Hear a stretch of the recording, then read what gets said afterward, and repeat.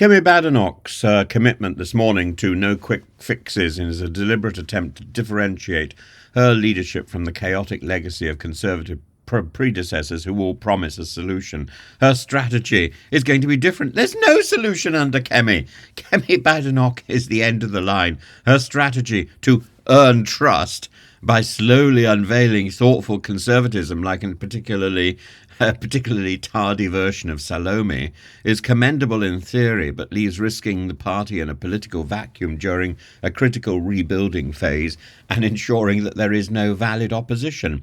Her interview on BBC Radio 4 this morning reveals a tortoise-like strategy, showing reactive policy making for careful deliberation. I need time to think. I need time. Well, you're not paid to think, you're paid to do.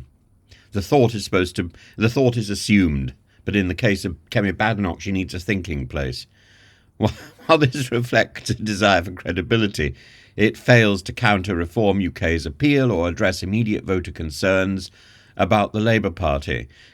Badenoch's critics, including Nigel Farage, argue that her reluctance to commit leaves the Conservatives adrift, vulnerable to narratives that paint them as indecisive and disconnected.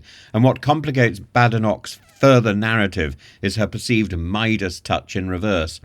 While her forthrightness is lauded as refreshing, it often alienates key demographics, from migrants to moderate conservatives, and her controversial remarks about her Nigerian heritage, for example, highlight her knack for speaking plainly, but risk undermining her image as a unifying leader in a multicultural Britain. Basically, wherever she goes, she seems to cause offence. Kevin Hollingrake's optimism that the party will be in a better place by 2029 hinges on whether Badenoch can convincingly present a coherent vision. While her no quick fix mantra is intellectually honest and at least reflects some sort of self-awareness, it ultimately frustrates a public fatigued by years of instability. Whether maybe she should get some advice from Liz Truss. I'm sure Liz Truss can flap her hands around and do something. If you do nothing else, go to Liz Truss for a hand job and some sort of guidance about what to do with your hands, and at least there'll be some sort of windmill-like action, even if there's no quick fixes. A lot of waving around.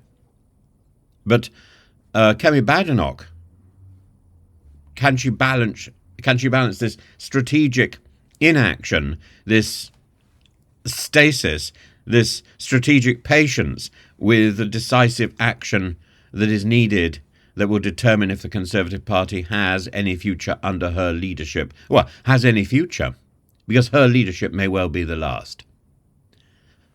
And if her approach will solidify their descent into political irrelevance, which is what I suspect it will do, the longer she remains in place, the more likely it is that the Conservative Party itself will torpedo to the waiting water in the lavatory of life.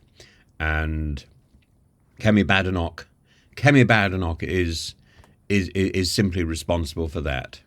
The collapse of the Conservative Party. I think when history is written, there will be two major leaders of the Conservative Party, both oddly women, who will go down as destroying it. Liz Truss, supported ably by whatever his name is, can't remember his name, the man with the prodigious package, and Kemi Badenoch. And who can name the person that she's got down as a shadow chancellor? It's there